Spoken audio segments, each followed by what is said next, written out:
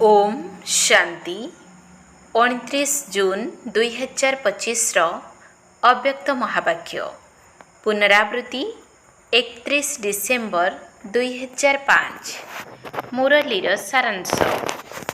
नूतन वर्षरे निजर पुरुणा संस्कार को जोग अग्नि रे भस्म करी ब्रह्मा बाबा समान त्याग तपस्या एवं सेवारे नंबर 1 हुओ।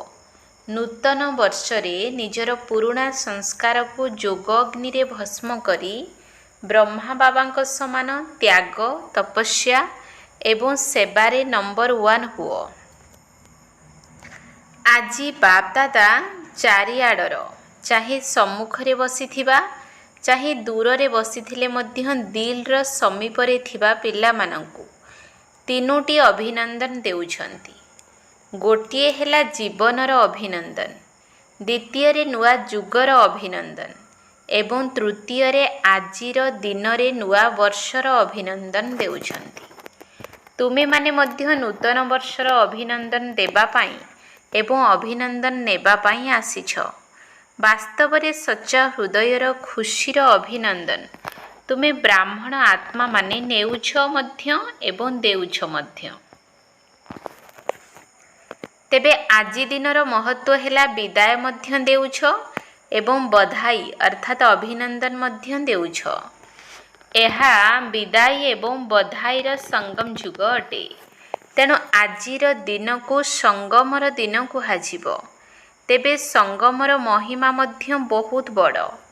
तुमे समस्ते जानिछ जे संगम जुगर महिमा कारणरू आजिकाली पुरुणा एवं नुआ वर्षर संगम को केते धूमधाम रे पालन करुछंती एवं संगम जुगर महिमा कारणरू ही एही पुरुणा वर्ष एवं नुआ वर्षर संगमर महिमा हेउछि। जेउठारे दुईटी नदी मध्य मिलित हेउछि सेठारे मध्य संगम हेउछि, तार मध्य महिमा रहिछि। जेउठी नदी एवं सागरर संगम हेउछि तार मध्य महिमा रहिछि, किंतु सबुठारु बड़ महिमा एही संगम जुगर बा पुरुषोत्तम जुगर ही अटे। जेउठी तुम भली भाग्यवान ब्राह्मण आत्मा माने रहिछ। एही भली निशा रहुछि तो जदि तुमको केही पचारिबो जे तुमे माने केउ समय रे अछ, कौन कली जुगरे रहुछ ना संगम जुगरे रहुछ, तेबे सेमाने निश्चय एवं निशार सहित कौन कहिबो आमे एही समय रे पुरुषोत्तम संगम जुगरे ही रहुछु। तेणु तुमे माने एबे कली जुगी नुह संगम जुगी अट एवं एही संगम जुगर विशेष महिमा काहींकी रहिछि काहींकी ना भगवान को सहित पिल्ला मानकर मिलन हेउछि, मेला मध्य हेउछि एवं मिलन मध्य हेउछि जहाँकि कौनसी भी जुगरे होई न थाए। तेबे मेला करिबा पाई आसीछ ना, तुमे माने मिलन मेला करिबा पाई केउठु केउठु आसी पहुँची जाइछ। केबे स्वप्नरे मध्य भाबिथिल कि ड्रामारे मो भली आत्मार एभली भाग्य मध्य निर्धार्य अछि। आत्मार परमात्मा को सहित मिसिबार भाग्य थिला एवं अछि। बाबा मध्य प्रत्येक संतानर भाग्य को देखि हर्षित हेउछंती। बाह भाग्यवान पिला माने बाह निजर भाग्य को देखि दिल भितरे निज प्रति बाह मु बाह बाह मोर भाग्य बाह बाह मोर बाबा बाह मोर ब्राह्मण परिवार बाह एही भली बाह बाहर गीत आपे आपे दिल भितरे गाई चलीछ ना। तेबे आजि एही संगम समय रे निज भितरे भाबी नेइछ जे केउ केउ कथा को विदाय देबाकू पड़िबो। समस्ते भाबी करी रखिछ तो सदाकाल पाई ही विदाय देबाकू हेबो। काहींकि ना सदाकाल पाई विदाय देबा द्वारा सदाकालर बधाईर उत्सव पालन करि परिबो। तेबे एभली बधाई दियो जहाँकि तुम चेहरा को देखी जेउ आत्मा भी सम्मुख को आसीबो से मध्य बधाई प्राप्त करी खुशी होई जिवो। जेउ माने अंतरर सहित बधाई देई थांती बा नेई थांती सेमाने सदा सर्वदा किपरि देखा जाउथांती संगम जुगी फरिश्ता। ତେବେ ଏହିଭଳି ହେବା ପାଇଁ ତ ସମସ୍ତେ ପୁରୁଷାର୍ଥ କରୁଛ ନା। ବ୍ରାହ୍ମଣରୁ ଫରିସ୍ତା ଏବଂ ଫରିସ୍ତାରୁ ଦେବତା। କାହିଁକି ନା ବାବାଙ୍କୁ ସବୁ ପ୍ରକାରର ସଂକଳ୍ପ ବା ଯାହା କିଛି ବି ଘର ଗୃହସ୍ଥର ହେଉ ବା କର୍ମଧନ୍ଦାର ବୋଝ ରହିଛି ସେଗୁଡ଼ିକୁ ତ ଦେଇଛ ନା। କ'ଣ ସବୁ ବୋଝ ଦେଇଛ ନା କିଛି କିଛି ରହିଯାଇଛି? କାହିଁକି ନା ଟିକିଏ ବି ବୋଝ ରହିଥିଲେ ତୁମକୁ ଫରିସ୍ତା ହେବା ପାଇଁ ଦେବ ନାହିଁ। ଏବଂ ବାବା ଯେହେତୁ ପିଲାମାନଙ୍କର ବୋଝ ନେବା ପାଇଁ ଆସିଛନ୍ତି, ତେବେ ବୋଝ ଦେଇଦେବା କ'ଣ କଷ୍ଟକର କାମ କି? କ'ଣ କହୁଛ, ମୁସ୍କିଲ ନା ସହଜ?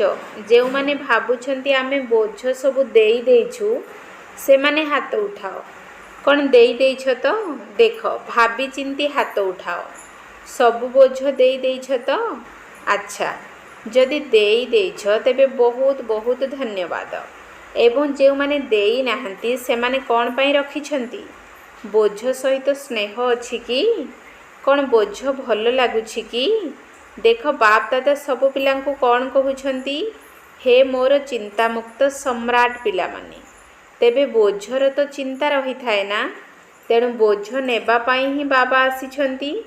କାହିଁକି ନା ବାବା ଦେଖୁଛନ୍ତି 63 ଜନ୍ମ ଧରି ବୋଝ ଉଠାଇ ପିଲାମାନେ ବହୁତ ଭାରି ହୋଇଗଲେଣି। ସେଥିପାଇଁ ଯେହେତୁ ବାବା ପିଲାମାନଙ୍କୁ ସ୍ନେହର ସହିତ କହୁଛନ୍ତି ବୋଝ ସବୁ ମୋତେ ଦେଇଦିଅ, ତେବେ ପୁଣି କାହିଁକି ବୋଝ ରଖୁଛ? କ'ଣ ବୋଝ ରଖିବାକୁ ଭଲ ଲାଗୁଛି? ତେବେ ସବୁଠାରୁ ସୂକ୍ଷ୍ମ ବୋଝ ହେଲା ପୁରୁଣା ସଂସ୍କାର ଗୁଡ଼ିକର ବୋଝ। ବାପ ଦାଦା ପ୍ରତ୍ୟେକ ସନ୍ତାନର ଏହି ବର୍ଷର, କାହିଁକି ନା ବର୍ଷ ଶେଷ ହେଉଛି ନା, ତେଣୁ ଏହି ବର୍ଷର ଚାର୍ଟ ଦେଖୁଥିଲେ। ତେଣୁ ତୁମେମାନେ ମଧ୍ୟ ନିଜ ନିଜର ବର୍ଷକର ଚାର୍ଟ ଚେକ୍ କରିଥିବ। ବାପ ଦାଦା ଦେଖିଲେ ଯେ କେତେକ ପିଲାଙ୍କର ଏହି ପୁରୁଣା ସଂସାର ପ୍ରତି ଆକର୍ଷଣ କମ୍ ହୋଇଯାଇଛି। ପୁରୁଣା ସମ୍ବନ୍ଧର ଆକର୍ଷଣ ମଧ୍ୟ କମ୍ ହୋଇଯାଇଛି। କିନ୍ତୁ ପୁରୁଣା ସଂସ୍କାରର ବୋଝ ଅଧିକାଂଶ ପିଲାଙ୍କ ଉପରେ ଏବେ ବି ରହିଛି। କୌଣସି ନା କୌଣସି ରୂପରେ, ଚାहे ମନ ଭିତରେ ଅଶୁଦ୍ଧ ସଂକଳ୍ପ ରୂପରେ ନୁହେଁ, କିନ୍ତୁ ବ୍ୟର୍ଥ ସଂକଳ୍ପର ସଂସ୍କାର ଏବେ ମଧ୍ୟ କିଛି ମାତ୍ରାରେ ଦେଖିବାକୁ ମିଳୁଛି। ବାଣୀରେ ମଧ୍ୟ ଦେଖିବାକୁ ମିଳୁଛି। ସମ୍ବନ୍ଧ ସମ୍ପର୍କରେ ମଧ୍ୟ କୌଣସି ନା କୌଣସି ସଂସ୍କାର ଏବେ ବି ଦେଖାଯାଉଛି। ତେବେ ଆଜି ବାପ ଦାଦା ସବୁ ପିଲାଙ୍କୁ ଅଭିନନ୍ଦନ ଦେବା ସହିତ ଏହି ସଂକେତ ମଧ୍ୟ ଦେଉଛନ୍ତି ଯେ ଏହିଭଳି ରହିଯାଇଥିବା ସଂସ୍କାର ଗୁଡ଼ିକ ସମୟ ଅନୁସାରେ ଧୋକା ମଧ୍ୟ ଦେଉଛି ଏବଂ ଅନ୍ତିମ ସମୟରେ ମଧ୍ୟ ଧୋକା ଦେବାର ନିମିତ୍ତ ହୋଇଯିବ। ସେଥିପାଇଁ ଆଜି ହିଁ ସେହି ସଂସ୍କାର ଗୁଡ଼ିକର ଦାହ ସଂସ୍କାର କରିଦିଅ। ତେବେ ସମସ୍ତେ ନିଜ ନିଜର ପୁରୁଣା ସଂସ୍କାର ଗୁଡ଼ିକୁ ମଧ୍ୟ ଜାଣିଛନ୍ତି ଏବଂ ଛାଡ଼ିବାକୁ ମଧ୍ୟ ଚାହୁଁଛନ୍ତି। ବିରକ୍ତ ମଧ୍ୟ ହୋଇଗଲେ, କିନ୍ତୁ ସଦାକାଳ ପାଇଁ ପରିବର୍ତ୍ତନ କରିବାରେ ତୀବ୍ର ପୁରୁଷାର୍ଥୀ ହୋଇପାରୁନାହାନ୍ତି। ପୁରୁଷାର୍ଥ ତ କରୁଛନ୍ତି, କିନ୍ତୁ ତୀବ୍ର ପୁରୁଷାର୍ଥ ହେଉନାହିଁ। ତେବେ ଏହାର କାରଣ କ'ଣ? ତୀବ୍ର ପୁରୁଷାର୍ଥ କାହିଁକି ହେଉନାହିଁ? ଏହାର କାରଣ ହେଲା, ଯେପରି ରାବଣକୁ ମଧ୍ୟ ମାରୁଛନ୍ତି, କିନ୍ତୁ କେବଳ ମାରୁନାହାନ୍ତି, ଜଳାଉଛନ୍ତି ମଧ୍ୟ। ସେହିଭଳି ତୁମେମାନେ ମଧ୍ୟ ସଂସ୍କାର ରୂପୀ ରାବଣକୁ ମାରିବାକୁ ପୁରୁଷାର୍ଥ କରୁଛ। ସେ କିଛି କିଛି ବେହୋସ ମଧ୍ୟ ହୋଇଯାଉଛି, କିନ୍ତୁ ଜଳାଇ ନଥିବା କାରଣରୁ ସେ ମଝିରେ ମଝିରେ ବେହୋସ ଅବସ୍ଥାରୁ ଉଠି ପଡ଼ୁଛି। ସେଥିପାଇଁ ନିଜର ପୁରୁଣା ସଂସ୍କାର ଗୁଡ଼ିକର ଦାହ ସଂସ୍କାର କରିବା ପାଇଁ ଏହି ନୂତନ ବର୍ଷରେ ଯୋଗର ଅଗ୍ନି ଦ୍ୱାରା ଜଳାଇବାର ଦୃଢ଼ ସଂକଳ୍ପ ଉପରେ ଧ୍ୟାନ ଦିଅ। ପଚାରୁଛ ନା, ଏହି ନୂଆ ବର୍ଷରେ କ'ଣ କରିବୁ? ତେବେ ସେବାର କଥା ତ ଅଲଗା ଅଟେ, କିନ୍ତୁ ପ୍ରଥମେ ନିଜ ବିଷୟରେ ଚିନ୍ତା କର। ଯୋଗ ତ ଲଗାଉଛ, ବାପ ଦାଦା ପିଲାମାନଙ୍କୁ ଯୋଗ କରିବାରେ ଅଭ୍ୟାସ କରିବାର ମଧ୍ୟ ଦେଖୁଛନ୍ତି। ଅମୃତ ବେଳାରେ ମଧ୍ୟ ବହୁତ ପୁରୁଷାର୍ଥ କରୁଛନ୍ତି, କିନ୍ତୁ ଯୋଗ ତପସ୍ୟାକୁ ତପ ରୂପରେ କରୁନାହାନ୍ତି। ସ୍ନେହର ସହିତ ଯୋଗ ନିଶ୍ଚିତ କରୁଛନ୍ତି। ବାବାଙ୍କ ସହିତ ଆତ୍ମିକ ବାର୍ତ୍ତାଳାପ ମଧ୍ୟ ବହୁତ କରୁଛନ୍ତି। ଶକ୍ତି ନେବାର ମଧ୍ୟ ଅଭ୍ୟାସ କରୁଛନ୍ତି, କିନ୍ତୁ ଯୋଗକୁ ଏତେ ଶକ୍ତିଶାଳୀ କରିପାରିନାହାନ୍ତି। ଯାହାକି ଯଦି ସଂକଳ୍ପ କରିବ ବିଦାୟ ହେଉ, ତେବେ ବିଦାୟ ହୋଇଯିବ। ଯୋଗକୁ ଯୋଗ ଅଗ୍ନି ରୂପରେ କାର୍ଯ୍ୟରେ ଲଗାଉ ନାହଁ। ସେଥିପାଇଁ ଏବେ ଯୋଗକୁ ଶକ୍ତିଶାଳୀ କର। संस्कार को भस्म करिबारे विशेष भाव एकाग्रतार शक्तिर आवश्यकता रही। तेबे जेतेबेले जेउ स्वरूपरे मनबुद्धि को एकाग्र करने को चाहिए, जेते समय पर्यंत चाहिए एकाग्र करने को चाहिए, एभली एकाग्रता जहाँकि संकल्प करिबा मात्र के भस्म हो जाउथिबो। एहाकु कहा जाए जोग अग्नि। चिन्ह वर्ण मध्य समाप्त हो जाइथिबो। मरीजिबा परे पुणी भी शब तो रहुछि ना, किंतु भस्म हेबा परे चिन्ह वर्ण ही समाप्त हो जाइथाए। तेणु एही वर्ष जोग को शक्तिशाली स्थिति को आण। जेउ स्वरूप रे रहिबा को चाहिबो, मास्टर सर्वशक्तिवान होई आदेश दियो। समाप्त करिबार शक्ति तुमर आदेश को मानिब नाही। एभली होई परिब नाही। मालिक अट ना, मास्टर अर्थात मालिक बोली कहूछ ना। जदि मास्टर आदेश देब किंतु शक्ति हाजर न हेबो, तेबे ताकू कौन मास्टर कुहाजिबो। तेणु बाप दादा देखिले जे पुराणा संस्कार किछि ना किछि अंश एबे भी बाकी रहिछि एवं सही अंश मझिरे मझिरे वंश मध्य सृष्टि करि देउछि, जहाँकि कर्म पर्यंत मध्य आसी जाउछि। तेणु युद्ध करने को पड़ुछि। तेणु बाप दादा को पिलामानंकर वर्तमान समय हिसाब रे युद्ध करिबार स्वरूप भल लागुनाही। बाप दादा प्रत्येक संतान को मालिक रूप में देखा चाहूँगी। आदेश देवा मात्र के शक्ति गुड़िक जी हजूर करुथिबे। एबे शुणिल तो एही वर्ष स्व प्रति कौन करने को हेबो। शक्तिशाली चिंतामुक्त सम्राट, कहीं ना समस्तंकर लक्ष्य रही ना। काहाको भी पचारिले कौन कहउछंती, आमे विश्वर राज्य प्राप्त करिबो, राज्य अधिकारी हेबो। निजको राजयोगी बोलाउछंती, कौन प्रजायोगी अटकी? एही सभारे केही प्रजायोगी अछंती कि? अछंती। जे कि प्रजायोगी होइथिबो, राजयोगी होई नथिबो। कौन कहूछ? टीचर माने केही अछंती कि? तुम मानक सेंटर रे केही प्रजायोगी अछंती कि? समस्ते तो राजयोगी बोलाउछ ना। प्रजायोगी रे तो केही भी हाथ उठाउ नाहंती। भल लागु नाही ना। तेणु बाबा मध्य गर्व करुछंती। बाप दादा निस्सार सहित कहउछंती जे संगम जुगरे मध्य मोर प्रत्येक संतान राजा अटे। आउ केही बाप भली गर्वर सहित कहि परिब नाही जे मोर प्रत्येक संतान राजा अटे। किंतु बाप दादा कहउछंती जे मोर प्रत्येक संतान स्वराज्य अधिकारी राजा अटे। प्रजा जोगी तो हाथ उठाऊ नाह ना, तेणु राजा हट ना।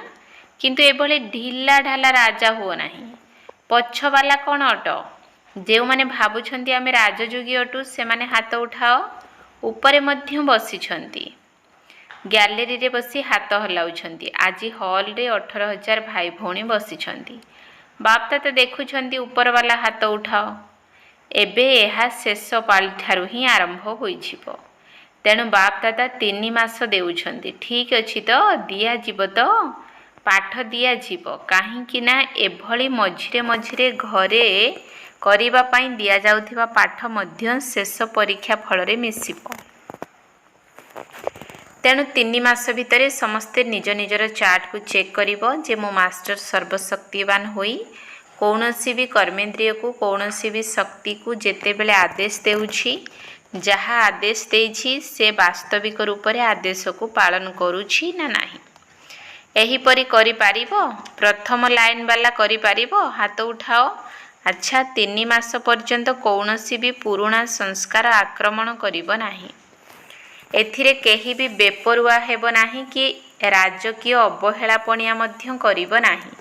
मु होई जिबिनी कि बाप दादांक सहित बहुत मीठा मीठा वार्तालाप मध्य करुछंती। कहउछंती बाबा आपण चिंता करंतु नाही, मु निश्चित होई जिबी।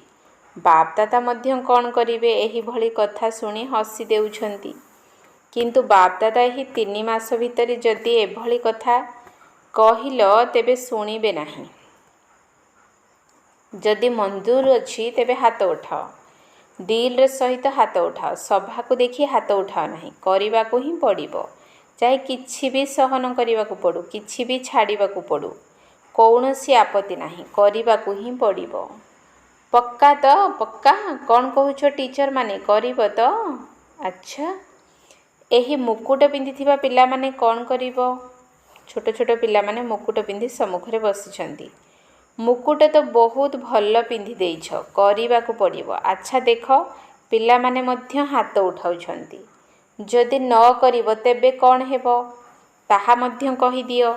ଏହାପରେ ବାପ ଦାଦାଙ୍କ ସିଜିନରେ ଗୋଟିଏ ଥର ଆସିବାକୁ ଦିଆଯିବ ନାହିଁ। କାହିଁକି ନା ବାପ ଦାଦା ଦେଖୁଛନ୍ତି ଯେ ସମୟ ତୁମମାନଙ୍କୁ ଅପେକ୍ଷା କରି ରହିଛି। ତୁମେ କିନ୍ତୁ ସମୟକୁ ଅପେକ୍ଷା କରିବା ବାଲା ନୁହେଁ। ତୁମେ ବ୍ୟବସ୍ଥା କରିବା ବାଲା ଅଟ। ସମୟ ତୁମମାନଙ୍କୁ ଅପେକ୍ଷା କରିଛି। ପ୍ରକୃତି ମଧ୍ୟ ସତୋପ୍ରଧାନ ପ୍ରକୃତି ତୁମମାନଙ୍କୁ ଆବାହନ କରୁଛି। ତେଣୁ ଏହି 3 ମାସ ଭିତରେ ନିଜର ଶକ୍ତିଶାଳୀ ସ୍ଥିତିରେ ରହି ପୁରୁଣା ସଂସ୍କାର ଗୁଡ଼ିକୁ ପରିବର୍ତ୍ତନ କରିବାକୁ ହେବ। ଯଦି ଏହି 3 ମାସ ଏହା ଉପରେ ଧ୍ୟାନ ଦେଲ ତେବେ ଆଗକୁ ମଧ୍ୟ ତୁମର ଅଭ୍ୟାସରେ ପଡ଼ିଯିବ। ଯଦି ଗୋଟିଏ ଥର ପରିବର୍ତ୍ତନ କରିବାର ବିଧିକୁ ଜାଣିଗଲ ନା, ତେବେ ବହୁତ କାମରେ ଆସିବ। ତେଣୁ ସମୟକୁ ତୁମେ ଅପେକ୍ଷା କର ନାହିଁ। ବିନାଶ କେବେ ହେବ, ବିନାଶ କେବେ ହେବ, ସମସ୍ତେ ଏହି କଥା ଅମୃତ ବେଳାରେ ବାର୍ତ୍ତାଳାପ କରିବା ବେଳେ ପଚାରୁଛନ୍ତି। ମୁଖ ଦ୍ୱାରା ତ କିଛି କହୁନାହାନ୍ତି, କିନ୍ତୁ ଭିତରେ ଭିତରେ ପଚାରୁଛନ୍ତି, କିଏ ଜାଣେ ବିନାଶ କେବେ ହେବ? 2 ବର୍ଷ ପରେ ହେବ କି 10 ବର୍ଷ ପରେ ହେବ, କେତେ ବର୍ଷ ପରେ ହେବ? ତେବେ ତୁମେମାନେ କାହିଁକି ସମୟକୁ ଅପେକ୍ଷା କରିଛ? ସମୟ ତ ତୁମକୁ ଅପେକ୍ଷା କରିଛି। ବାବାଙ୍କୁ ପଚାରୁଛନ୍ତି, ଟିକିଏ ତାରିଖ ତ ଶୁଣାଇ ଦିଅନ୍ତୁ, ଟିକିଏ ବର୍ଷ ତ କହିଦିଅନ୍ତୁ। ଆଉ 10 ବର୍ଷ ଲାଗିବ, 20 ବର୍ଷ ଲାଗିବ ନା କେତେ ବର୍ଷ ଲାଗିବ? ବାପ ଦାଦା ପିଲାମାନଙ୍କୁ ମଧ୍ୟ ପଚାରୁଛନ୍ତି ଯେ ତୁମେ ସମସ୍ତେ ବାବାଙ୍କ ସମାନ ହୋଇଗଲଣି?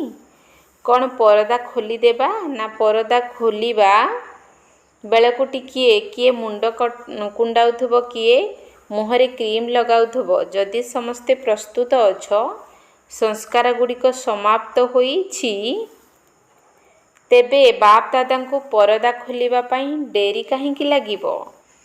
ପ୍ରଥମେ ପ୍ରସ୍ତୁତ ହୋଇଯାଅ ନା। ହୋଇଯିବୁ କହି ବାବାଙ୍କୁ ବହୁତ ସମୟ ଖୁସି କରିସାରିଲଣି। ଏବେ ଆଉ ଏଭଳି କର ନାହିଁ। ହେବାକୁ ହିଁ ପଡ଼ିବ, କରିବାକୁ ହିଁ ହେବ। ବାବାଙ୍କ ସମାନ ହେବାରେ ତ ସମସ୍ତେ ହାତ ଉଠାଇ ଦେଇଛନ୍ତି, କିନ୍ତୁ ଉଠାଇବାର ଆବଶ୍ୟକତା ନାହିଁ। ବ୍ରହ୍ମା ବାବାଙ୍କୁ ଦେଖ, ସାକାରରେ ତ ବ୍ରହ୍ମା ବାବାଙ୍କୁ ଫଲୋ କରିବାକୁ ହେବ ନା। ବ୍ରହ୍ମା ବାବା ତ ତ୍ୟାଗ, ତପସ୍ୟା ଏବଂ ସେବା ଶେଷ ମୁହୂର୍ତ୍ତ ପର୍ଯ୍ୟନ୍ତ ସାକାର ରୂପରେ ପ୍ରାକ୍ଟିକାଲରେ କରି ଦେଖାଇଛନ୍ତି। ନିଜର ଡ୍ୟୁଟିକୁ ମଧ୍ୟ ଶିବ ବାବାଙ୍କ ଦ୍ୱାରା ମହାବାକ୍ୟ ଉଚ୍ଚାରଣ କରିବାର ଡ୍ୟୁଟିକୁ ଶେଷ ଦିନ ପର୍ଯ୍ୟନ୍ତ ପାଳନ କରିଛନ୍ତି। ଶେଷ ଦିନରେ ମୁରଲୀ ମନେ ଅଛି ନା?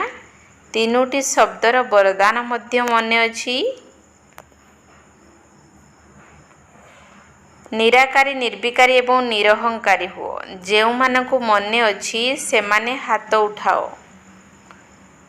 ଆଚ୍ଛା, ସମସ୍ତଙ୍କର ମନେ ଅଛି, ଧନ୍ୟବାଦ। ତ୍ୟାଗ ମଧ୍ୟ ଶେଷ ଦିନ ପର୍ଯ୍ୟନ୍ତ କରିଛନ୍ତି, ନିଜର ପୁରୁଣା କୋଠରୀକୁ ଛାଡ଼ି ନାହାନ୍ତି। ପିଲାମାନେ କେତେ ସ୍ନେହରେ ବ୍ରହ୍ମା ବାବାଙ୍କୁ କହୁଥିଲେ, କିନ୍ତୁ ସେ ପିଲାମାନଙ୍କ ପାଇଁ ନୂଆ ଘର ତିଆରି କରୁଥିଲେ, ନିଜେ ବ୍ୟବହାର କରିନଥିଲେ ଏବଂ ସବୁଦିନ 2:30 3ଟା ସୁଦ୍ଧା ଉଠି ନିଜ ପାଇଁ ତପସ୍ୟା କରିଥିଲେ, ସଂସ୍କାରକୁ ଭସ୍ମ କରିଥିଲେ। ସେଥିପାଇଁ ତ କର୍ମାତୀତ ଅବ୍ୟକ୍ତ ଫରିସ୍ତା ହୋଇଗଲେ। ଯାହା ଭାବିଲେ ତାହା କରି ଦେଖାଇଲେ। କହିବା, ଭାବିବା ଏବଂ କରିବା 3ଟି ଯାକ ସମାନ। ତେଣୁ ନିଜର ପିତାଙ୍କୁ ଅନୁକରଣ କର। ଶେଷ ସମୟ ପର୍ଯ୍ୟନ୍ତ ନିଜର କର୍ତ୍ତବ୍ୟକୁ ସମ୍ପୂର୍ଣ୍ଣ ରୂପେ ପାଳନ କରିଥିଲେ। ପତ୍ର ମଧ୍ୟ ଲେଖୁଥିଲେ, ଜାଣିଛ ନା? କେତେ ପତ୍ର ଲେଖୁଥିଲେ, ଅର୍ଥାତ୍ ସେବାକୁ ମଧ୍ୟ ଛାଡ଼ି ନଥିଲେ। ତେଣୁ ନିଜର ପିତାଙ୍କୁ ଅନୁକରଣ କର। କେବଳ ମହାଦାନୀ ନୁହେଁ, ଅଖଣ୍ଡ ମହାଦାନୀର ବାସ୍ତବିକ ରୂପ ଶେଷ ପର୍ଯ୍ୟନ୍ତ ଦେଖାଇଥିଲେ। ଶେଷ ସମୟ ପର୍ଯ୍ୟନ୍ତ ବିନା ଆଧାରରେ ତପସ୍ୱୀ ସ୍ୱରୂପରେ ବସୁଥିଲେ ଏବେ ତ ପିଲାମାନଙ୍କୁ ବସିବା ପାଇଁ ଆଧାର ନେବାକୁ ପଡ଼ୁଛି, କିନ୍ତୁ ବ୍ରହ୍ମା ବାବା ଆରମ୍ଭରୁ ଶେଷ ପର୍ଯ୍ୟନ୍ତ ତପସ୍ୱୀ ରୂପରେ ରହିଥିଲେ। ଆଖିରେ ଚଷମା ମଧ୍ୟ ପିନ୍ଧୁନଥିଲେ। ଏସବୁ ହେଲା ସୂକ୍ଷ୍ମ ଶକ୍ତିର ଚମତ୍କାରୀ, ସମ୍ପୂର୍ଣ୍ଣ ନିରାଧାର। ଏବେ ତ ଶରୀର ମଧ୍ୟ ପୁରୁଣା ଅଟେ। ଦିନକୁ ଦିନ ପ୍ରକୃତି, ପାଣି, ପବନ ଦୂଷିତ ହୋଇ ଚାଲିଛି। ସେଥିପାଇଁ ବାପ ଦାଦା ତୁମକୁ କହୁନାହାନ୍ତି ଆଧାର କାହିଁକି ନେଉଛ, ଚଷମା କାହିଁକି ପିନ୍ଧୁଛ। ଖୁସିରେ ପିନ୍ଧ, କିନ୍ତୁ ନିଜର ସ୍ଥିତିକୁ ଶକ୍ତିଶାଳୀ ନିଶ୍ଚିତ କର। ତେବେ ସାରା ବିଶ୍ୱର କାର୍ଯ୍ୟ ସମାପ୍ତ କରି ଦେଇଛ? ବାପ ଦାଦା ତୁମକୁ ପ୍ରଶ୍ନ ପଚାରୁଛନ୍ତି, ତୁମେମାନେ ସନ୍ତୁଷ୍ଟ ଅଛ ତ? ବିଶ୍ୱ କଲ୍ୟାଣର କାର୍ଯ୍ୟ ସମ୍ପୂର୍ଣ୍ଣ ହୋଇଯାଇଛି ତ? ଯେଉଁମାନେ ଭାବୁଛନ୍ତି ଯେ ବିଶ୍ୱ କଲ୍ୟାଣର କାର୍ଯ୍ୟ ଶେଷ ହୋଇଯାଇଛି, ସେମାନେ ହାତ ଉଠାଅ। ଜଣେ ବି ନୁହେଁ। ତେବେ କିପରି କହୁଛ ବିନାଶ ହେଉ? ନିଜର କାମ ତ ଶେଷ କରିନାହଁ। ଆଚ୍ଛା, ଚାରିଆଡ଼ର ସର୍ବଦା ଉମଙ୍ଗ ଉତ୍ସାହର ସହିତ ଆଗକୁ ବଢ଼ୁଥିବା ପିଲାମାନଙ୍କୁ, ସର୍ବଦା ନିଜର ସାହସ ଦ୍ୱାରା ବାପ ଦାଦାଙ୍କର ପଦମଗୁଣା ସାହାଯ୍ୟ ପ୍ରାପ୍ତ କରିବାର ପାତ୍ର ପିଲାମାନଙ୍କୁ, ସର୍ବଦା ଆମେ ବିଜୟୀ ରତ୍ନ ଅଟୁ। ସବୁ କଳ୍ପରେ ଆମେ ହିଁ ବିଜୟୀ ହୋଇଥିଲୁ, ଏବେ ମଧ୍ୟ ଅଟୁ ଏବଂ ସବୁ କଳ୍ପରେ ଆମେ ହିଁ ବିଜୟୀ ହେଉଥିବୁ। ଏହିଭଳି ବିଜୟୀ ପିଲାମାନଙ୍କୁ ସର୍ବଦା ଏକମାତ୍ର ବାବା, ଦ୍ୱିତୀୟ କେହି ନୁହେଁ। ନା ସଂସାରର ଆକର୍ଷଣ, ନା ସଂସ୍କାରର ଆକର୍ଷଣ, ଦୁଇଟି ଯାକ ଆକର୍ଷଣ ଠାରୁ ମୁକ୍ତ ରହୁଥିବା ସର୍ବଦା ବାବାଙ୍କ ସମାନ ପିଲାମାନଙ୍କୁ ବାପ ଦାଦାଙ୍କର ସ୍ନେହ ସମ୍ପନ୍ନ ଶୁଭେଚ୍ଛା ଏବଂ ନମସ୍ତେ। ଆତ୍ମିକ ସନ୍ତାନମାନଙ୍କର ଆତ୍ମିକ ବାପ ଦାଦାଙ୍କୁ ନମସ୍ତେ, ନମସ୍ତେ, ନମସ୍ତେ। ସୁପ୍ରଭାତ। ବରଦାନ: ସଦାକାଳର ଆଟେନସନ୍ ଦ୍ୱାରା ବିଜୟମାଳାରେ ଗୁନ୍ଥି ହେଉଥିବା ବହୁତ ସମୟର ବିଜୟୀ ଭବ।